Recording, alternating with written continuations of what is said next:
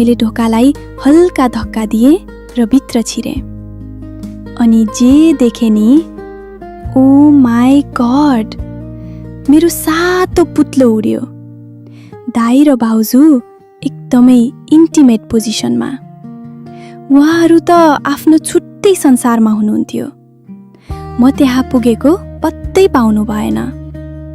मेरो मुख त परेर खुल्यो, बन्द नै भएन। म त त्यहीँ जमेर बसेँ, मानौ म कुनै स्ट्याच्यु हुँ। दाई, तिमी आज कति राम्री देखिए कि। भाउजू, कसैले देख्ला नि फेरि। दाई, मम्मी बाबा हुनुहुन्न, रिया सुतिरहेकी छ, कसले देख्छ र। ठिक त्यही बेला मेरो हातबाट मोबाइल भुइँमा खस्यो। ट्याङ! दाई र भाउजू दुवै